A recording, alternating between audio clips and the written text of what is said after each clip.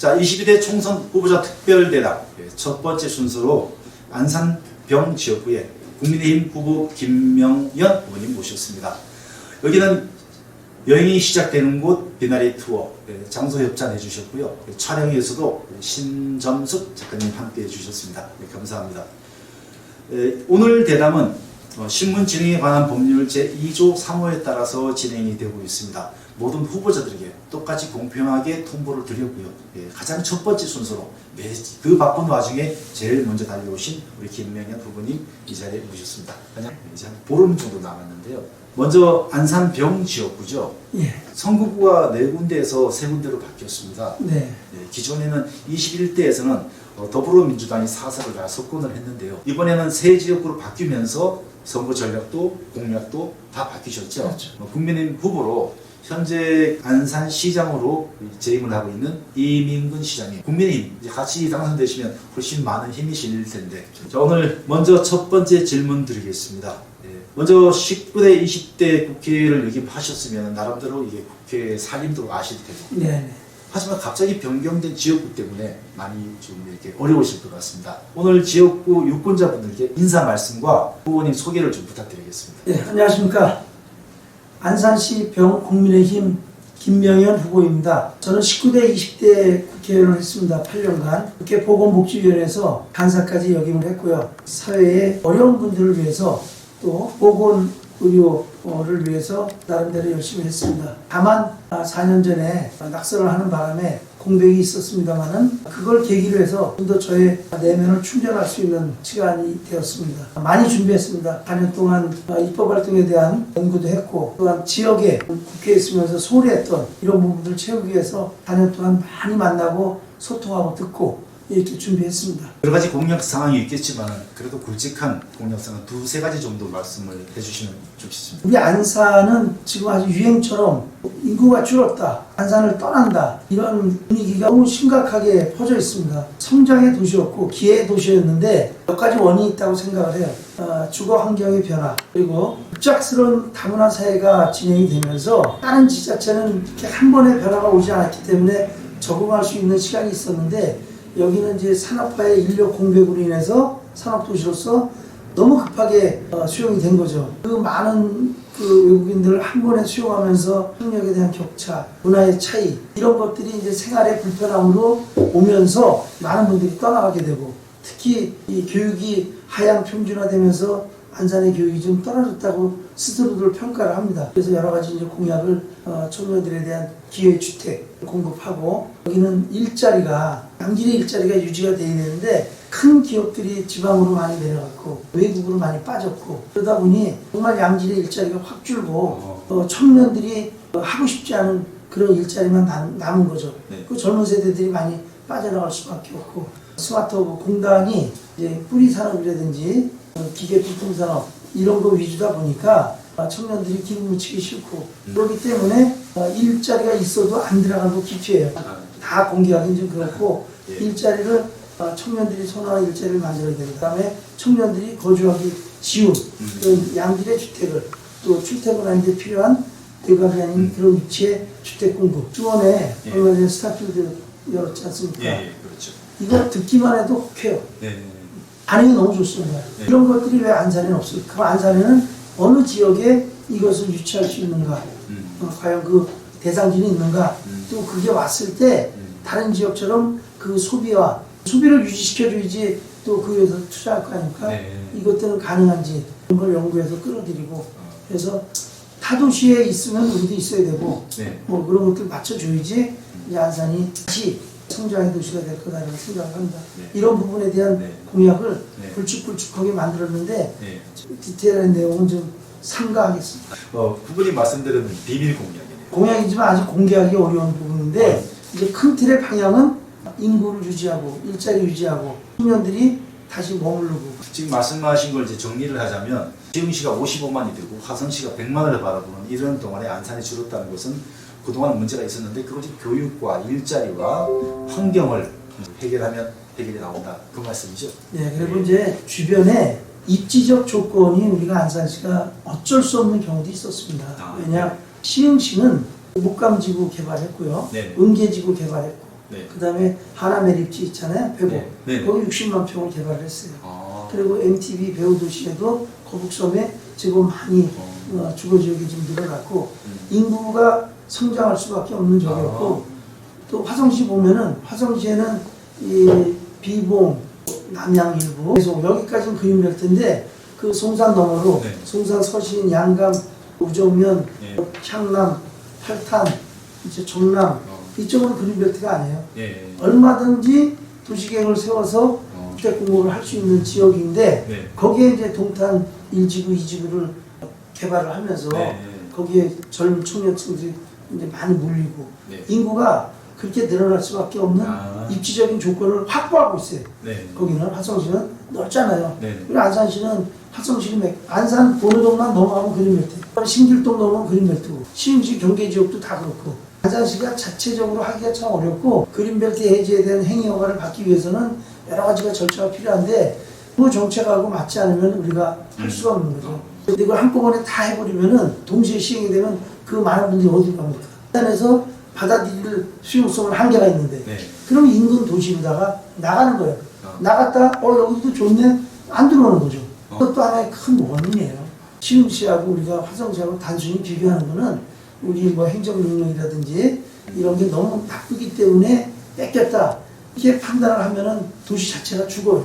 그리고 공무원들이 사기가 떨어지고 우리 마치 행정을 못해갖고 뺏긴 것처럼 그게 아니라 1200만 원, 1300만 원, 1400만 원 분양할 때 신도시라든지 세솔도 이쪽이 100, 900만, 1000만 안쪽에서 분양이 됐어요.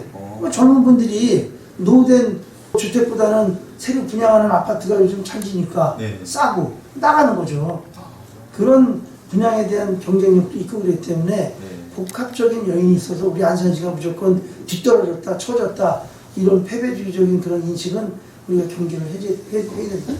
아주 중요한 말씀하셨습니다. 그동안 많은 후보들도 그렇고 시민들의 의식 속에 안산 인구가 줄었다, 못 사는 곳이다, 떠나는 곳이다 라는 생각을 지금 우리 후보님 말씀대로 하자면 전혀 문제가 없네요. 어떻게 보면 자연 발생적인 거네요. 우리도 상지구 개발해서 인구 유입하고 예. 또 신길 2지구 개발해서 인구 유입하고 지금 이제 우리 윤석열 정부에서 20년 넘으면은 안전진단 면제하고 재건축 하게끔 하자는 거 아닙니까? 네. 이런 거가 우리가 일기 신도시 특별법에 반환공단 배후도시보다 우리가 포함이 됐어요. 네. 철의 찬스가 온 거예요. 이럴 때 행정의 속도를 내갖고 안전진단이 되든 안 되든 이걸 어떻게든 그 안에 포함시켜서 예. 주택을 갖고 있는 분들이 재건축을 원하면 과거했던 규제를 어떻게 해서든지 이 법과 법에 이제 정부에서 법을 좀 완화시켜 주겠다고 하니 네. 거기에 말맞춰서 우리는 조례를 어떤 거를 변화를 시켜줘야 되는지 건축 심리에 그동안 까다롭게 달았던 것들을 좀 완화시킬 수 있어야 되고 네. 이 준비를 우리 행정에서 빨리 해야 돼요. 그러면 그걸 찬스를 잡아야죠. 그렇게 해서 우리도 높이 올리고 좋게 만드는 거예요. 예. 그래서 나갔던 사람도 더 좋네 이거 들어오고 더 이상은 유출이 안 되고 예. 이렇게 우리는 구도심은 구도심대로 빨리 그래서 재건축을 하게 되면 지금 세대수보다 더 늘잖아요. 네. 그래서 인구가 늘어나고 또 신길 2지구나 장상지구 이쪽에서 또 유입하고 그럼 금방 잡아요. 지난 8년간의 국회 활동에서 어떤 경험들이 지금 고스란히 묻어나오고 있습니다. 전혀 예상 못했던 질문을 드렸는데 이렇게 술술 나오시네요. 입성하시게 되면 구체적인 법안을 잘 마련하셔서 네. 서민들의 주거 환경에 확실한 청사진을 제공해 주시길 바랍니다. 현재 정부와 의사협회가 극단적인 충돌 상태에 있습니다. 죄 없는 중환자들이 생명의 위협을 느끼고 있습니다. 지금 이 시점에 대해서 어느 편을 둘 수는 없겠지만 의료 대란이 이렇게 극단적으로 오지 않고 좀 완충되면서 서서히 변화될 수도 있지 않았을까요? 그 점에 대해서 혹시 어떤 생각을 갖고 계시는지? 이 의료인에 대한 부족 문제는 어제 오늘의 일이 아니고요. 네. 과거에 제가 이제 지금 4년을 공백이 있었지만 네. 그 전에 8년 전에 12년 전에 이미 한국은 의사 1인당 환자 수 네네. 이걸 따졌을 때 의사 수가 부족했어요. 예. 그리고 우리는 의료 수가가 네. 이제 뭐 흉부외과나 소아과나 산부인과나 이런 데는 굉장히 힘들고 수가가 좀 낮고 네. 그러나 성형외과나 뭐 피부과 이런 데는 자기들이 봤을 때 좀 수월한데 돈이 좀 되고 그 뭐 의대생들이 그쪽으로 많이 선호할 거 아니에요. 네. 그리고 지방에는 지금 이제 뭐 지역 같은 경우는 산부인과가 없다는 거 아닙니까? 네. 그 지방이 무너지는 이유가 아니, 산부인과가 없는데 오늘 젊은 사람은 어떻게 살아요? 네. 아기를 어떻게 낳고 그렇기 때문에 젊은 사람은 이탈을 하는 거예요. 이런 정도로 문제가 노출이 됐고 의사 수가 부족하다는 것은 우리 여당이든 민주당도 이미 인식을 다 하고 있어서 그 상임위원회 모 의원님들이 적극적으로 그걸 개진을 했었어요. 최근에 언론에서 민주당에서 의사 수 부족하니까 의사 늘려야 된다는 얘기 들어본 적 있습니까? 저도 안 들어봤습니다.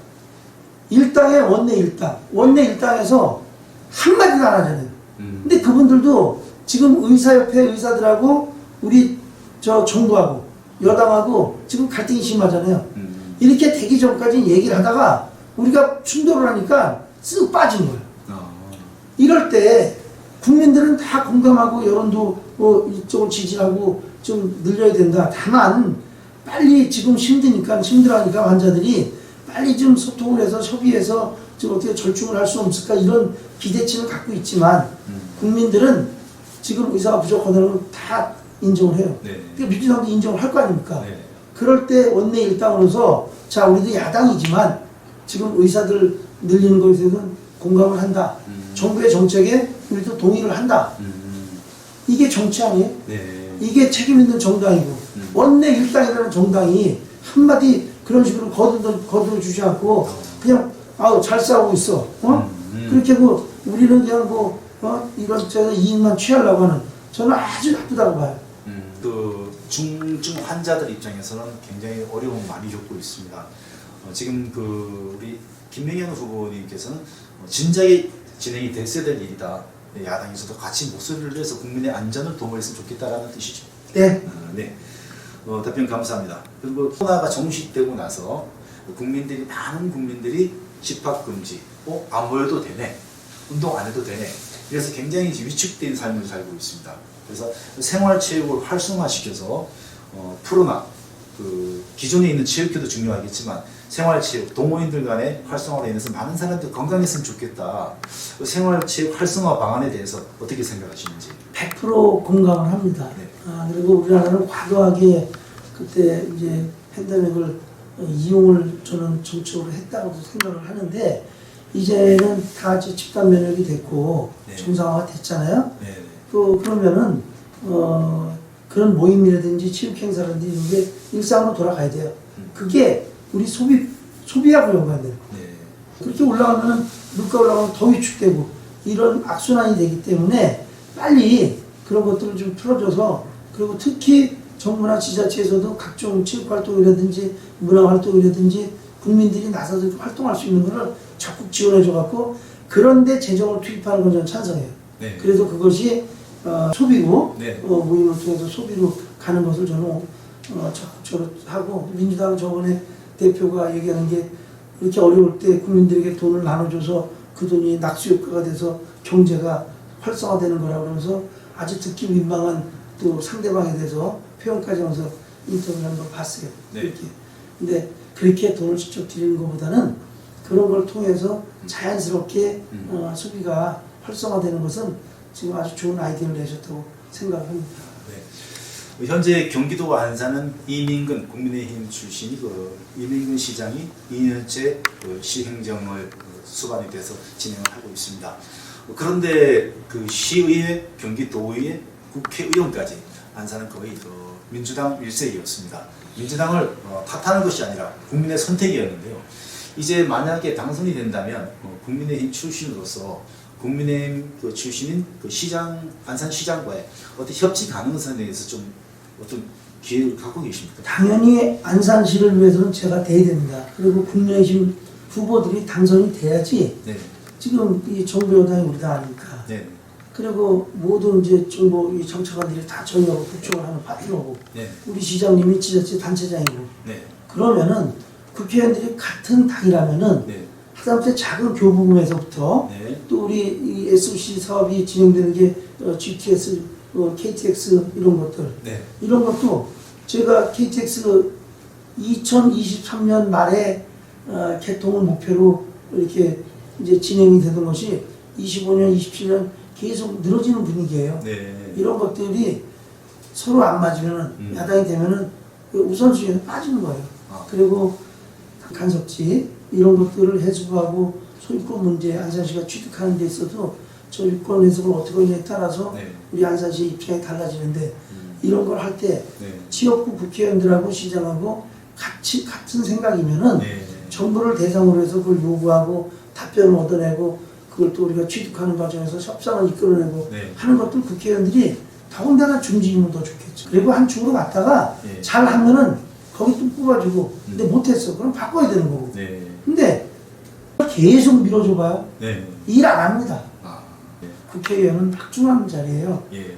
뭐 제가 뭐 훈련하고 더 공부하겠습니다. 네. 네, 제가 뭐 시간만 많다면은 우리 후보님께 여러 가지 많이 여쭤보고 싶은데요. 시간 관계상 두세 가지만 더 질문드리겠습니다. 굉장히 민감한 문제인데요. 2014년 4월 16일 날 진도 팽목항에서 떨어진 그 사고 지점에서 세월호 참사가 있었습니다. 저도 팽목항 다니면서 많이 울기도 했고 취재도 많이 했었는데요. 이제 오는 4월 16일이면 10주기입니다. 예, 그런데 가장 중요한 건 세월호와 관련돼서 4.16 생명안전공원이 안산 화상중심지 심장부에 이제 되어 있습니다. 모든 이제 절차가 다 끝났고요. 이제 착국만 남아 있는데 중요한 건 많은 분들이 세월호만 꺼내면 민감해서 아무도 말을 하지 않습니다. 아낍니다. 그런데 뭐 안산에서 얼마 전에 그 강광주 시의원도 삭발 투쟁을 할 만큼 좀 우리 시민들이 알고는 가야 될 거 아니냐. 근데 실제 많은 안산 시민들이 잘 모르고 있습니다. 이대로 진행된다면 안산은 50년, 100년 추모의 도시로 각인될 수밖에 없는데요. 이 점에 후보님은 어떻게 생각하시는지? 참으로 안타까운 사연이고 제가 저도 진도 팽목항과 진도 체육관과 또 현장에 있었던 바지성과 오가면서 많은 안타까움을 느끼고 지원하기 위해서 노력했죠. 그러나 이제 우리 안산시는 이미 일상으로 돌아왔고 그리고 또 안타까운 희생과 이런 사연이 있지만 그 가족들 역시 일상으로 들어오고 원만한 밝은 삶을 찾아야 된다 하는 것도 희생자분들의 생각은 아닐까 조심스럽게 이런 말씀을 드리고 네.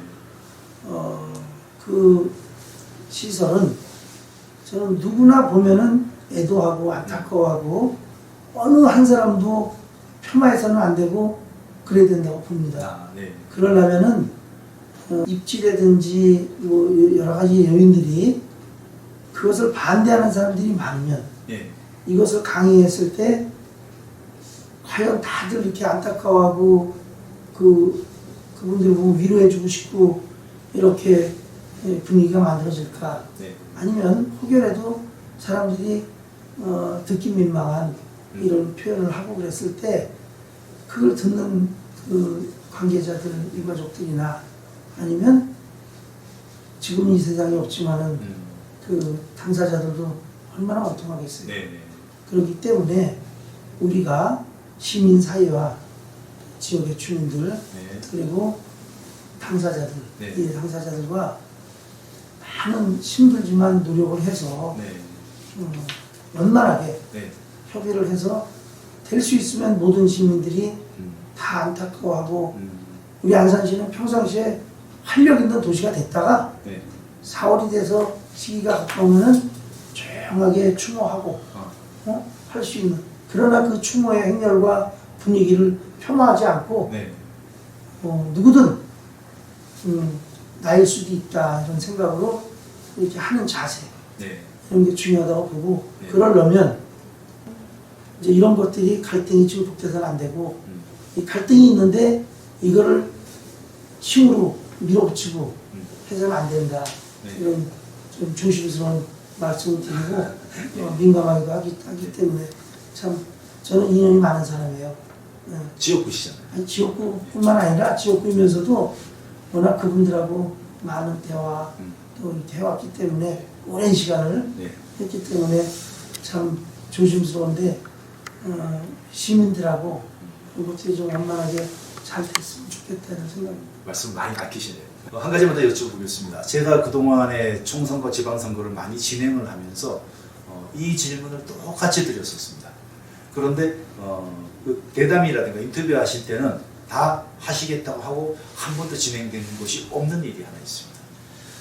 국회의원 특권 내려놓기, 그리고 정기적으로 지역 언론과 인터뷰하기, 그리고 또 유권자들에게 또 다시 한번 정관장관한테 그 정책 그 공약 사항에 대해서 얼마나 실천됐는지 이런 걸 발표하는 의정 보고회 같은 걸 이렇게 해왔었습니다.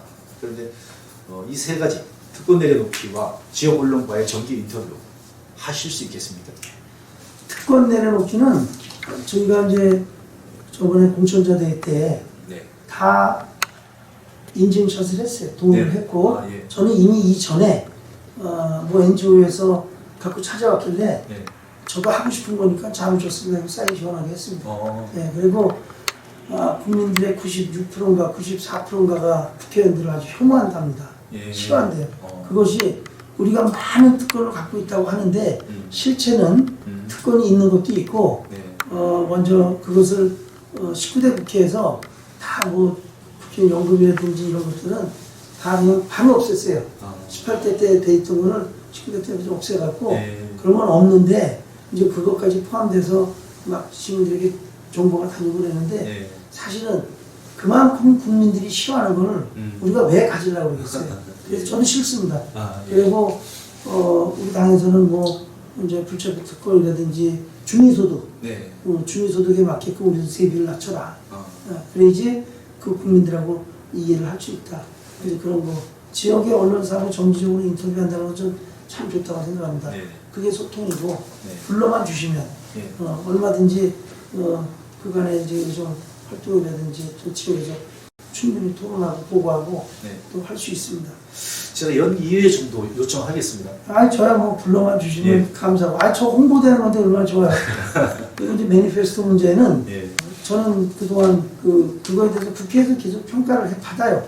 NGO들이 그것을 아주 정량적으로 평가해서 발표도 하고 시상도 하고 그래서 그런 거 모범 우수 사례 해갖고 격려도 해주시고 하는데 그게 이제 그 평가를 보면은 그걸 갖고 이제 의원들에 대한 이 평가를 저번에는 모 당에서 정량적 평가죠 이렇게 해갖고 그것을 발표도 하고 했는데 저는 뭐 그런 거를 충분히 시민사회가 도전을 해야 된다고 봐요.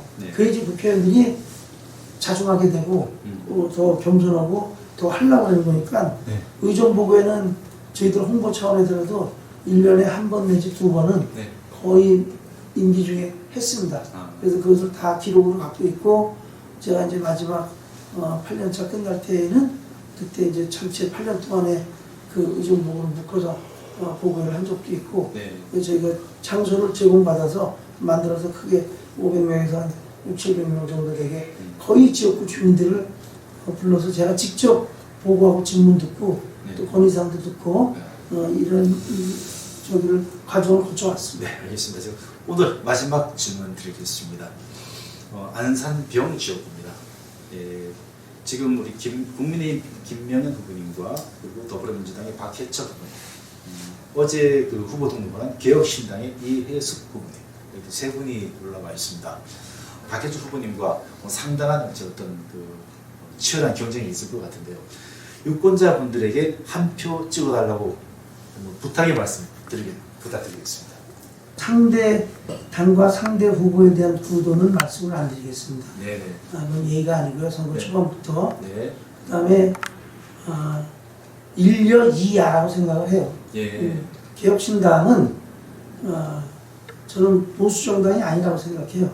그리고 우리 당이 아니지 않습니까? 그리고 우리 당의 지금 우리 집권 여당에 대한 비판하고 공격을 하는데 야당이죠. 그러니까 지금 1려 2야 이런 구도라고 생각을 했기 때문에 그렇게 그다지 비중을 두지 않고요. 그 다음에 저는 그 구도에 이렇게 얹어갖고 좀 편하게 유리해지지 않았을까 이런 것보다는 그런 분위기로 가면은 좀 나태해지면은 더 유리해지면 유리해질수록 전투력이 떨어져요. 그래서 이제 그건 아니라고 생각하고 유권자분들께 4년 동안 제가 교만했다고 그럴까요? 아니면 지역에 소홀했다고 그럴까요? 심판을 받았습니다. 그래서 반성할 수 있는 시간을 제가 가졌기 때문에 그동안 반성하고 또 만나면서 부족한 것을 채워서 준비하고 했습니다. 네, 그래서 알겠습니다. 네. 부탁을 드리고자 하는 네. 것은 여러분들 곁에서 계속 준비하고 있었던 사람, 그리고 평생 안산에서 여러분들하고 살 사람은 누군가, 이걸 판단해 보시면 어느 사람이 일을 함께 할 사람인지 네. 판단하는 데 도움이 되실 겁니다. 네, 알겠습니다. 그러니까 잘 선택해 주시기 바랍니다 하는 네. 말씀드립니다. 비온 뒤에 땅이 굳는다는 말이 있습니다. 8년간 국회 입법 활동을 하셨다가 이제 한 4년 동안 비가 왔습니다. 여기 땅이 탄탄해졌는데 반성 많이 했습니다. 예, 미래희망 포럼 이제 창립하셔가지고 지역 발전에 늘 관심을 갖고 계시죠. 긴 시간 동안 함께해 주셔서 감사드리고요. 안산 병지역구 유권자 여러분, 오늘 김명현 후보의 그 정치 철학과 지역에 대한 관심 등을 함께 보았습니다. 많은 이야기를 들어야겠지만 시간 관계상 여기서 마치기로 하고요. 여러분 4월 10일 날이죠. 네. 예, 꼭 한 표, 소중한 한 표 행사하시고 민주주의 축제날 훌륭한 후보를 선택하시기를 바랍니다. 자, 함께해 주셔서 감사합니다. 감사합니다. 우리 좀 화이팅 한번 하죠. 네. 그럼 후보님이 오셨으니까 제가 모든 후보님들 다 똑같이 해드릴 겁니다. 저 주먹으로 저 기호하지 말고. 귀여워. 자, 그럼 김명현 후보. 네. 김명현 후보 화이팅!